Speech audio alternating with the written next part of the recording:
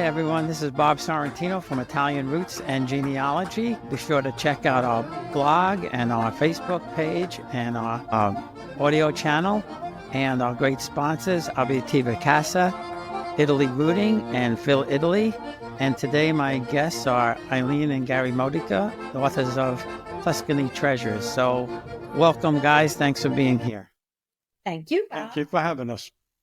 It's my pleasure. It's really my pleasure. So just before we talk a little bit about Tuscany, why don't you give a little bit of background on you and where you're from in Italy, and then also your first book, Our Italian Journey. Okay, well, background is I'm the one that got us here. My grandfather was born in Sicily, lived in America, died in America, never become an American citizen. So I was able to claim my citizenship through my grandfather. And we went through the whole process, and here we are, living in Lucca and loving every minute of it.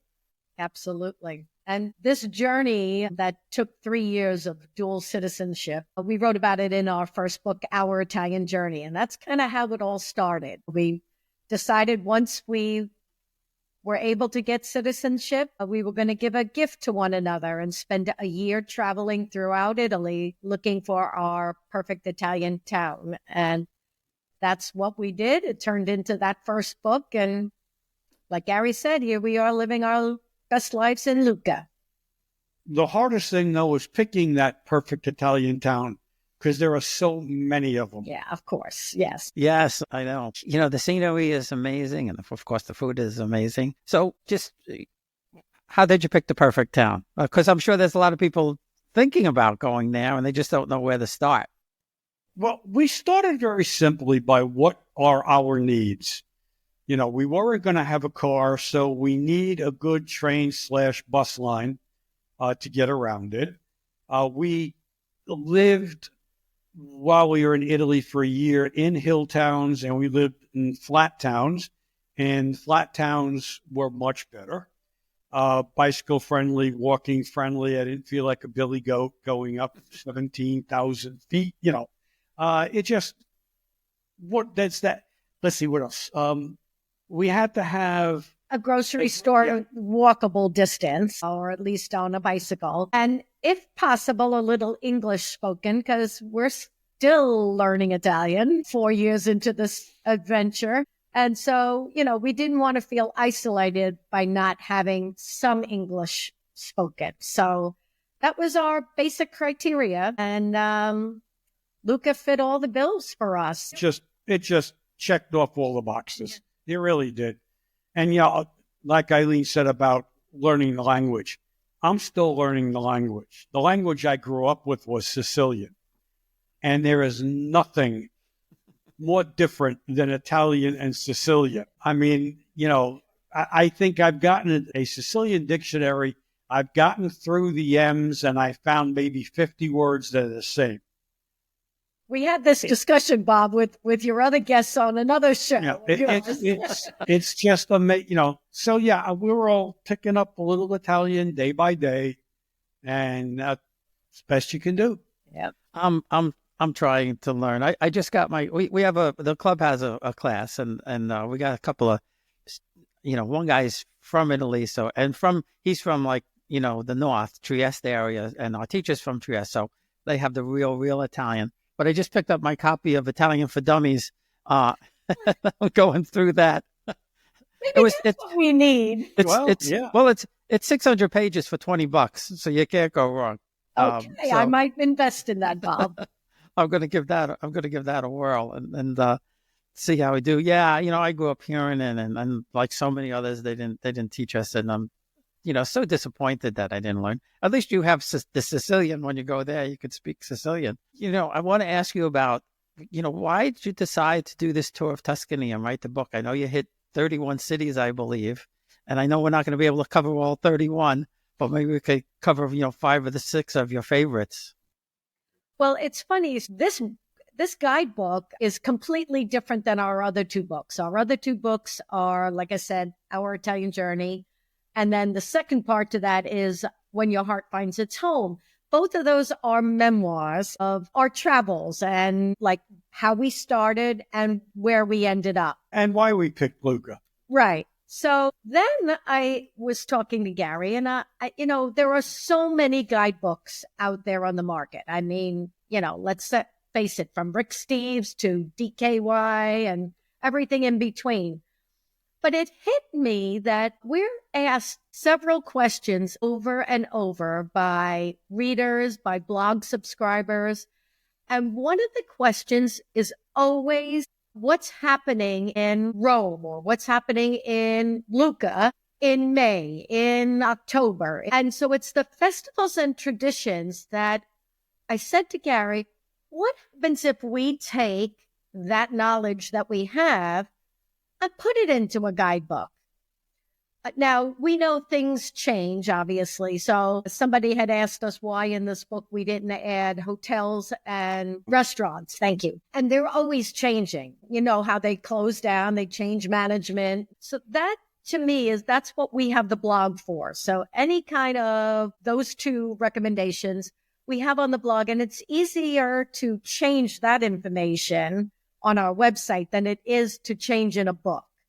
But the festivals in towns usually, year after year, are the same. They're within the same couple of days. So it was information that people kept asking for that made us decide to change hats and write a guidebook completely out of our wheelhouse. Still describing the towns a little bit, but, more about the holidays and what's celebrated. The food you can expect and the wine. Typical foods and wines, yes. How to get there, which we thought was important. And so it was just one of those things. We took a shot and said, let's share this knowledge. And it's been so well received. But we have, so let me see, I have this in front of me. We have some different towns that people may not have heard of. So obviously Lucca's in the book, and the chapter's a little longer than we probably would have liked. And Florence, and, the main things, Bagni de Lucca. A lot of people don't know of that. And Certaldo was a charming medieval town. The lower part of the town is modernized. The upper part of Certaldo is the old city, and it's beautiful. Yeah. So, we've thrown in some of our stories that we have also, again, it's a guidebook, but we wanted to make it personal, and people that know us know we always have stories. So there's towns like Grosseto. I mean, a lot of people don't realize that, those are incredible towns. So what else, Gary? San Miniato. I mean, it's a town that we've come to love because one of our favorite wineries is there. And so we go every year to see Becconcini Winery, and they're in San Miniato. And so that's a favorite of ours. I mean, Vinci was a gorgeous little hilltop town. Gosh, we need to go back. There's so many we need to go back to. But it's this kind of, what do I want to say? Our love for these towns that we thought we'd share and create some insight. It's just one of those things that we're always sharing information, obviously. Yeah. I mean, what I think is really neat about it is, we all know of the big cities and things like that, but you don't experience the real Italy when you're in those big cities. You're in Naples. Bari a little bit, but when you go to these towns, that's what you feel. So I have to ask you, because a lot of people ask me about it. When you go to these towns, do they pick you off right away? Americans. As soon as you open your mouth. Yeah, well, of course, yeah. Because even though I try and speak Italian, it comes with a New York accent, Bob. Yeah. So it's a little difficult for me. Well, you know what I struggle with now, that I'm learning? Two things is the vowels you tend to pronounce, the American way, right? Mm-hmm. And the consonants, the double consonants kill you because, we say cheetah instead of cheetah, right? So that's, that and conjugating verbs. Forget about conjugating verbs. Now, verbs, I'd like to shoot the guy that invented those. But it's funny you say that, Bob, because a couple friends of ours, Jim and Joanne, and Gary and I went to Norcia, and Joanne and I walked into this little shop, and I wanted to get a tea towel. That's my thing. I bake bread and we make pasta. So I wanted a tea towel from Norcia. And we walk in and the gentleman, spoke to us in Italian and we did okay. Joanne's better at Italian than I. And then all of a sudden he asked us where we're from. And Joanne and I both said Lucca.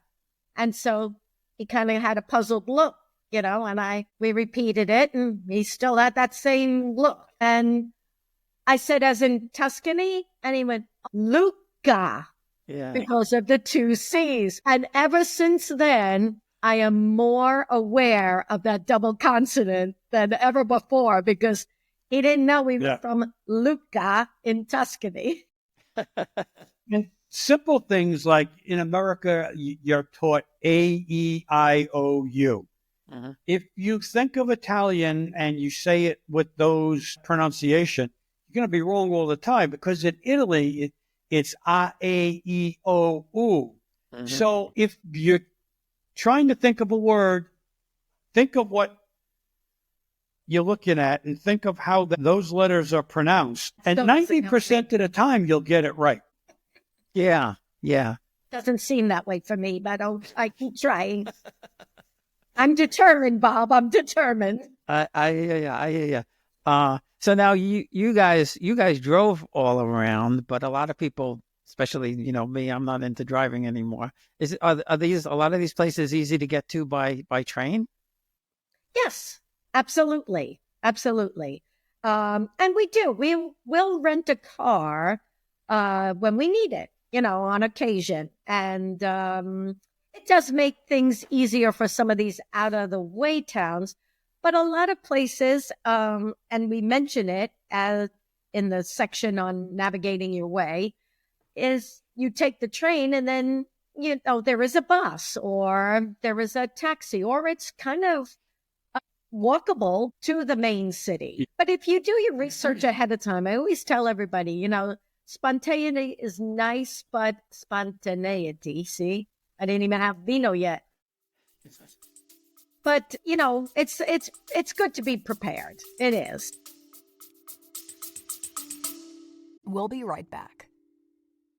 Experience Italy like never before, traveling with a scheduled group or create your own bespoke tour with friends with philitaly.co.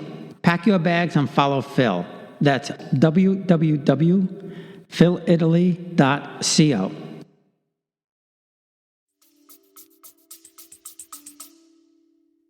Yeah, that's kind of what I'm doing now with our trip, trying to figure out, which places we want to go to. And I, a couple of our other trips, we were like running around a lot. So that's why this time I tried to pick, 3 cities as a base so that we're not packing and unpacking every day or every other day.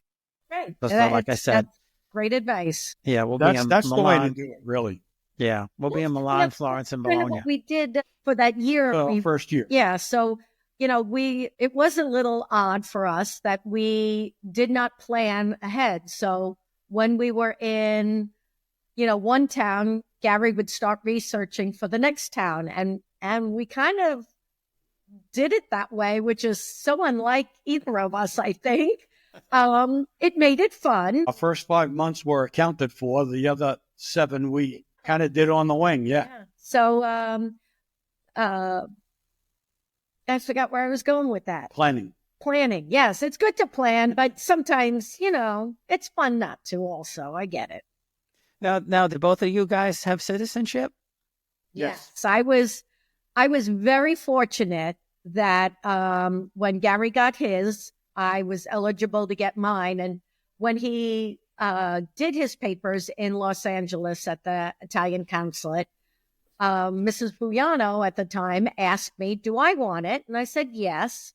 And so she had me sign the paper. Of course, my maiden name, which is now what I go by here in Italy. It's so strange. And so, the 2 weeks after Gary got his, I was granted my citizenship.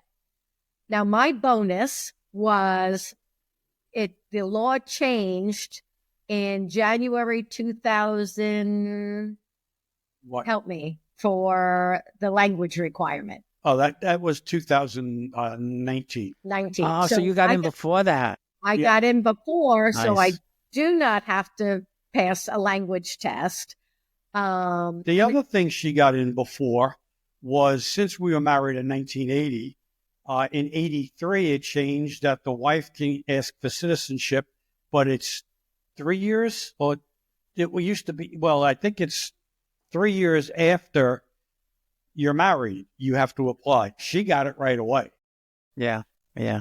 That's great. I could kick myself that I didn't do it sooner. I mean, I'm real close now and I want to do it with the kids, but they're making it harder and harder. Now they raise the fees, because to do it together, it would have been like $500. Now it's 500 euros. Now it's 600 euros each. And I was originally eligible through my dad, and now I'm not.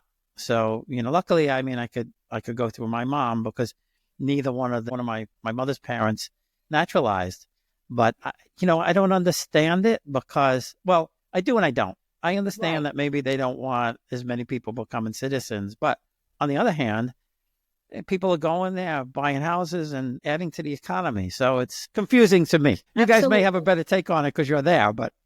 No, it is. It's the law keeps changing. We know a couple of people that have been in the queue now, and with the new law for what was it, age 21? Yeah, 21. Yeah. I mean, we know a couple of people that have been bumped out of it. And yeah, it's not fair. To me, if you're already in the process, you should be granted. You should be grandfathered in. Grandfathered in. Yes, right. We're very fortunate. Right now, out of our 4 children, one decided to get her citizenship right away. And it was during COVID, so I know that took longer. It was only supposed to be, a couple of weeks through vital records. It did take a year. But so one of our children now has it because of Gary. So it's a gift that keeps on giving. Because of my grandfather. Thank God Pop never naturalized, because that 1924 or 28 rule never came into play. There are so many people pulling out their hair. I lost mine for a different reason. Yeah. Well, like I said, that's the way it was with my father's father. My father was born in 23. My grandfather naturalized in 39. So my father was 16. And up until just this, last year or last few months, we were eligible through that. So yeah, we'll see. I got just waiting for my daughter to get some papers. I had more problems with my mother's birth certificate here than almost anything else, because my mother's name on her birth certificate is Rachel, but my grandmother called her Caroline because my grandmother had a fight with her sister-in-law just after my mother was born. So she went by Caroline. So all her documentation is Caroline, but her birth certificate is Rachel. We understand that. Gary had to amend quite a few documents too. I mean, there's a process, and I respect it, but it is so frustrating. Yeah. So out of I know you have 31 cities in the book. If you were going to recommend, let's say 5 to people to go to, what would you pick? Okay, Lucca. I don't want to put you on the spot, but I will. No.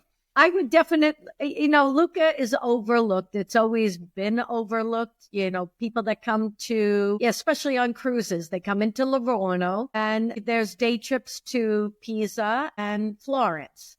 And, sometimes there's an extra stop for Lucca. Now, I don't want everybody coming to Lucca because, as it is, we have a lot of touristas, but it's charming. I can't say enough about this town. My favorite town, actually, in Tuscany, if I exclude Lucca, is Volterra.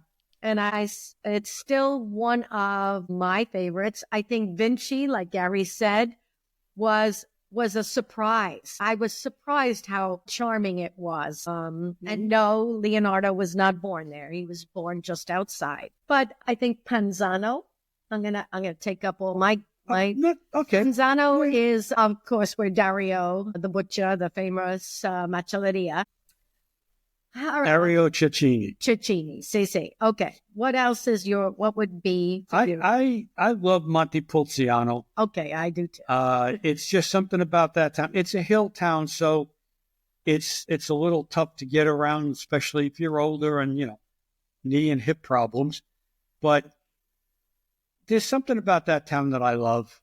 It just, well, I guess the wine has something to do with it. But anyway. That always has something to do with it, right? Yeah, so It's just, especially for Gary, Bob. it's just a town that you really do feel like they're happy to see you. Okay. My other thing would be Isola de Elba, and we have a special connection there because our bar here in Lucca, our Cheers, so to speak, Vinarchia, they have a sister bar now in Isola de Elba. Porta Azzurro. Verano. It's just, we went there to support them with friends for their opening a couple of years ago, and it's gorgeous there. It's an island that different than Capri, different than, it's a Tuscan island, and I think a lot of people should visit it. It's easy to get to on a ferry, and yeah, and the bus system that takes you from the ports to the other side of the island, there's transportation, so that's no problem. Let's see, Chitaldo was a favorite, a nice place to go to. I also love Cortona. Who doesn't? Forget about the fact that it's the book Under the Tuscan Sun, which the movie I've seen probably 50 times now. It's one of my favorites. I still have not found the home Ramasole, but I'm going to go back and search. I swear, I'm going to get there. I'm.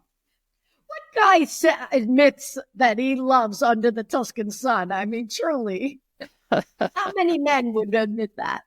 It's hard to pick 5 out of the 31. We did well. I think I did a good job. Yeah. Okay.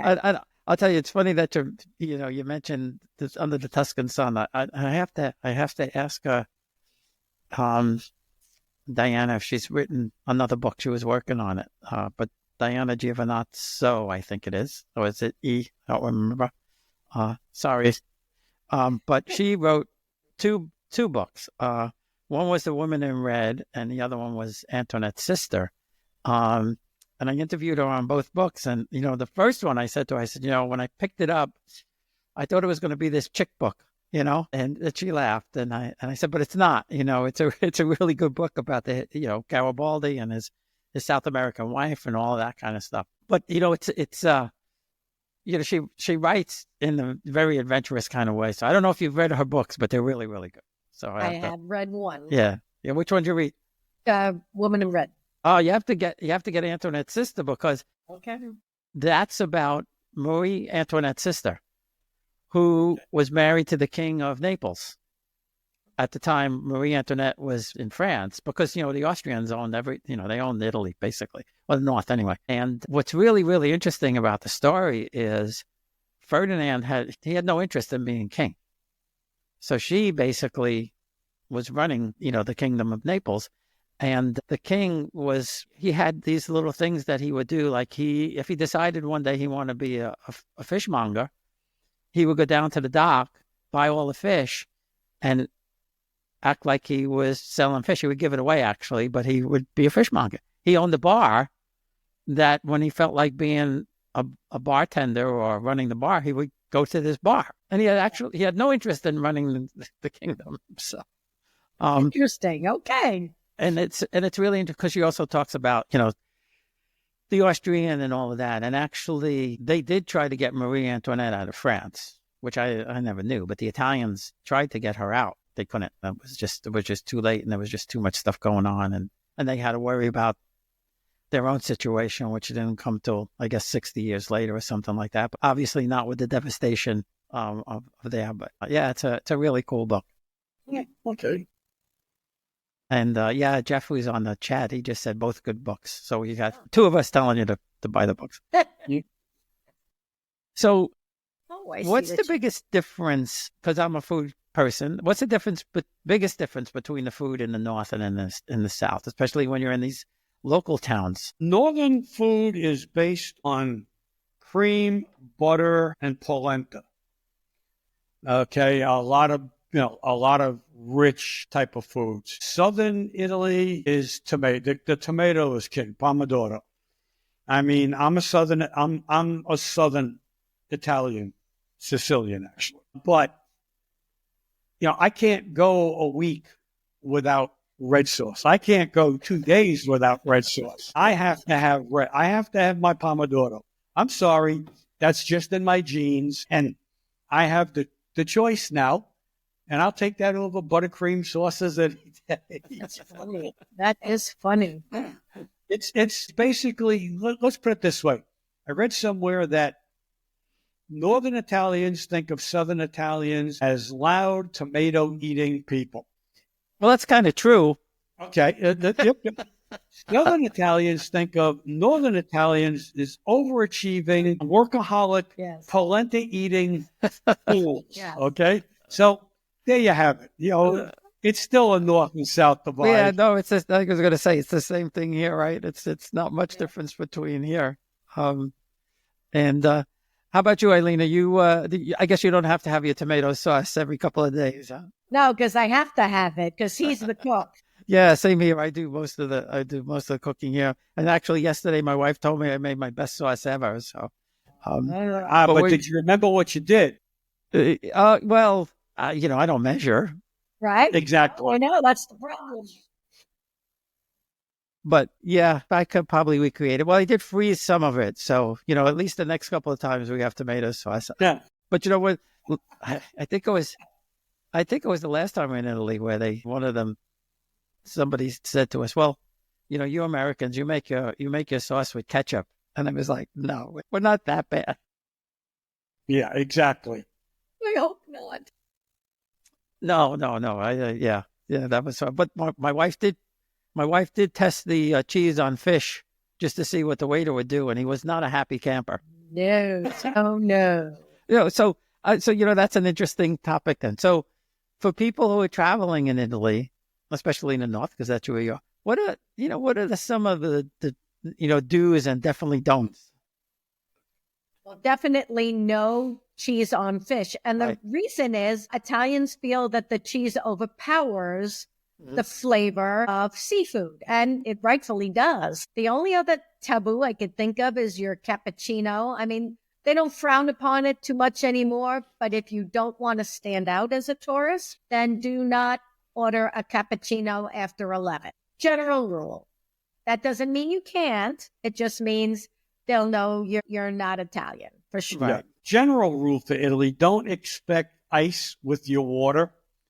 Okay, ice comes in a mixed drink, at a bar, an aperitivo or whatever, not in water. And don't put butter on bread.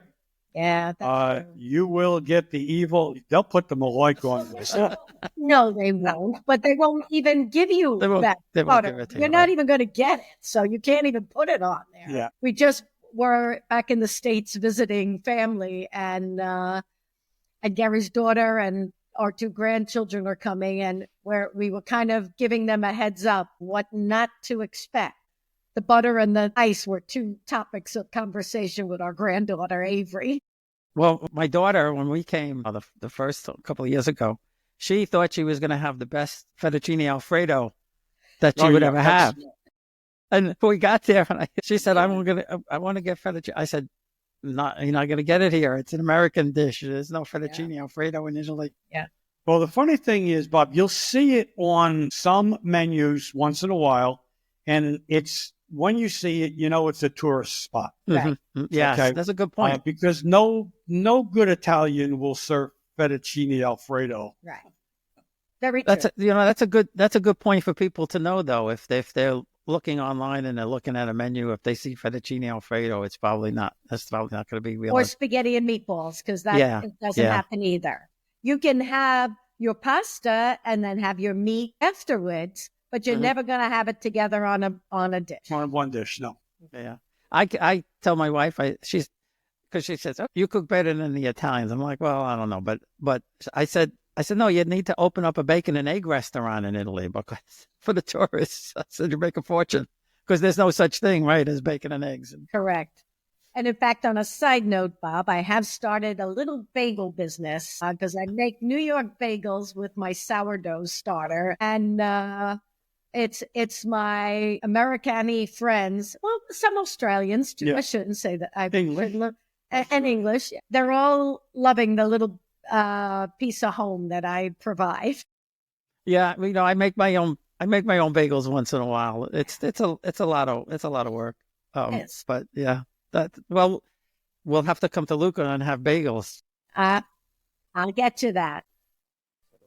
So, what other advice would you give to people? Well, I want to ask it two ways. For people who are thinking about moving there, what advice would you give them? Okay, great question. I think most people think of this La Dolce Vita kind of scenario. And I would say, do not sell everything you own and pack up and move. I would suggest coming. Now, 3 months is all your U.S. passport will allow you to visit. A lot of people don't take advantage of that. And, they'll come for 2 weeks and fall in love with Italy, like, of course, we all do. But in 2 weeks, you have no clue of what it is like to be here. 3 months would give you a better idea. Yeah. 3 months, you become part of the neighborhood. The local fruit and verdura store seems to remember you when you come in. The shop owners around that you frequent or the bar that you go to for your aperitivo, they start calling you by name. You get a feel of what it's like to actually live in the place. So I think most people would just and so many people will tell us, oh, we envy you. Well, I mean, we took that year. It was everything we wanted it to be. But is it for everyone? Absolutely. Yeah, but before that year, we also did. Is right. No pineapple on pizza. You're right. Okay. Sorry about that. That's all right. Don't throw you out of the restaurant. Those 230-day, 90-day rather, stints we did, one in Parma, one in Florence. That's good. They were very good. Yeah. They gave us a really big insight as to what we could expect. The biggest thing for me to tell somebody if they want to come here and live, be ready for the bureaucracy. Because nothing here moves fast. Or easy. Italy's got 2 speeds, slow and reverse. Yeah. That's it. Unless you that lovingly, by the way. Oh, definitely, yeah. Unless you're on something with wheels, then everybody is Mario Andretti. It's just they're just different. I'm not saying they're better or worse. They are different. And in the grocery store, you're not going to find some of the foods you've come to live with and love, but you'll find something else that's similar. Absolutely. And learn to love it too. And that's what you should do. I mean, making the bagels here was just a way of bringing a little home here for so many. But truly, I mean, the focaccia. Well, how could you not have that here? Yeah. It's you have to embrace what's here. Yeah. For sure. Well, I mean, and the big difference that I see with that, and hopefully things will start to change here now. But what everything is so much fresher, and when you're in those small towns, for example, you don't see things wrapped in plastic, right? Everything is made there. The olive oil is so much fresher and tastier, and the ham and all of that kind of stuff. The bread, is out of this world. So, I guess it's like anything else. Yeah, say again. Except bread in the Emilia-Romagna region and Tuscany, not so delicious. They don't use salt. Well, right. Because it used to be taxed. Yeah. So, they still make it the same traditional way and still pretty tasteless. So our favorite Jeff mentioned peanut butter. I guess you can't get peanut butter. No. You can get it. You get it. Yeah. Here it costs €5. Almost €6. Well, it's almost that much here now for a little jar. That's true. You have to go with the Nutella, I guess, right? Well, you can't go wrong with Nutella. But Gary does have a Skippy. I will say that. So. Yes. There's a plug for Skippy, I guess. Yeah, I mean, the peanut butter they sell, the European brands they sell, I've tasted wallpaper better than that. So it is something you do have to get used to. But, it's an adventure. You have to be able and open for change. That's... And the one really thing to me that people are going to have to get used to is, unlike in America, where you can always find certain fruits and vegetables all year long, because they're coming from Mexico, they're coming from South America, they're coming from, God knows where. In Italy, when it's not growing season anymore, you don't find it anymore. It's only Italian produce you're going to be eating, and you learn to adjust your sauce, your menus according to what's in season. And I kind of like that. I really do, I do because too. it changes things. Because you look forward to the fig season. It's not like I can get them all year long. No, you have to wait for it, and it makes it worth waiting for, the taste of them. I guess, yeah. I guess that's an interesting way of looking at it. It's almost like here with the change of seasons. There, it's besides the change of seasons. I guess it's the change of food or vegetables and Yes. fruit and everything like that. So, what's the weather going to be like in May? What do I need to pack? May, you Check the book. Okay, check the book. May starts. You start getting into your low 80s. Yeah, it's nice. Even by you. Yeah. Oh, yeah. Oh, It's wow. nice. There's Yeah. not much of a temperature differential from Sicily up to the Alps. Really? Believe it or not, there's not that much of a difference. Everybody thinks, you go from the Mediterranean or the Caribbean I did. Yeah, I up to thought- Maine. Yeah. Yeah. There's in wintertime, there's maybe a 5 to 7 degree differential. In the summertime, there might be a 10 to 12. Yeah. But it's not that different. Yeah. It's, and that we do have a section in the book on the seasons. So, what to pack, things like that, what to be aware of. Train travel, there's a section in there. I find so many people are afraid to travel by train. And oh my gosh, it's the best way to travel in Yes. Italy. Yeah. I agree. And other than, certain little things of like validating a ticket if you're on a local line, we decided to put a chapter in here just because that's another topic that we always seem to Yes. get questions on. Yeah, no, that's a great idea, because when we were there the last time, we took the train from Taranto to Bari, and it was great. It was great. It was comfortable. I mean, everything was clean. The station in Taranto wasn't air conditioned. It was a little warm in there, but once you got on the train, it was great. Now you're asking a lot.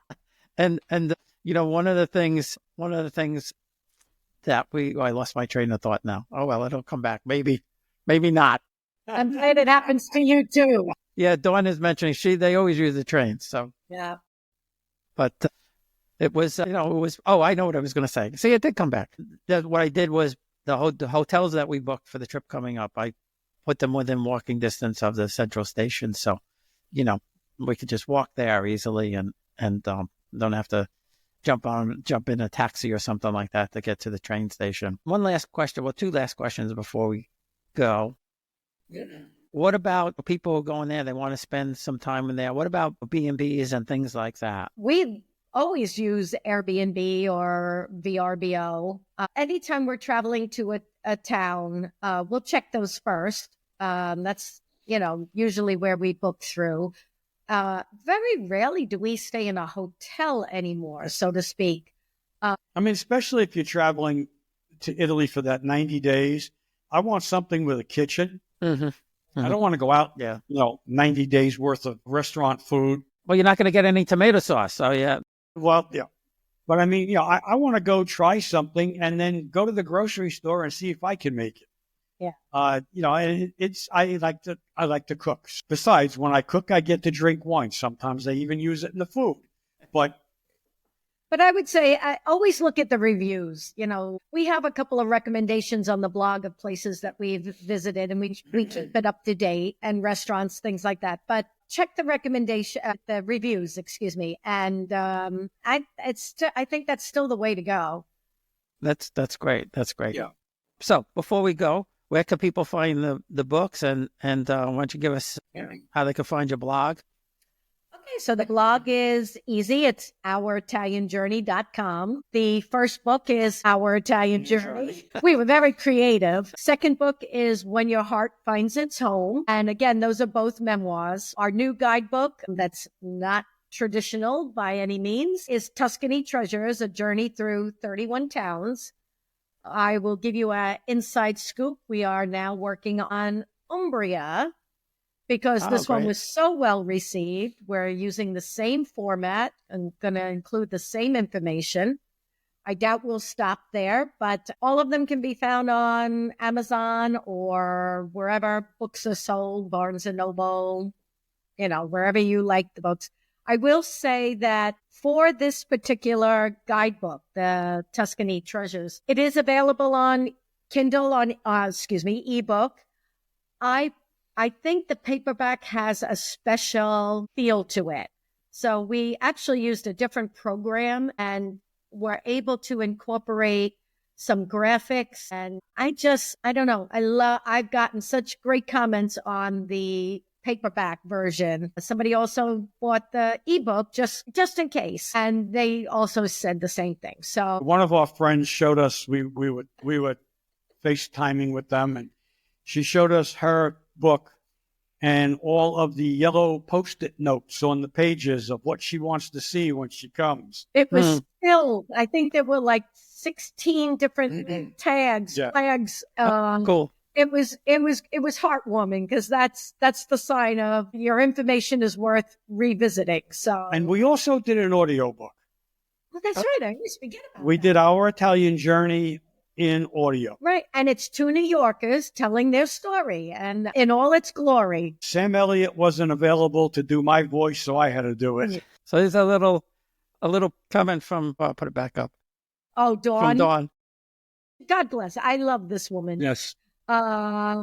It's so wonderful, Bob, if I can. So we had a group that we all started learning Italian. Now Dawn is obviously much better at it than any of us, but we all have remained friends. So we met through a language learning class and we have remained friends all these years later.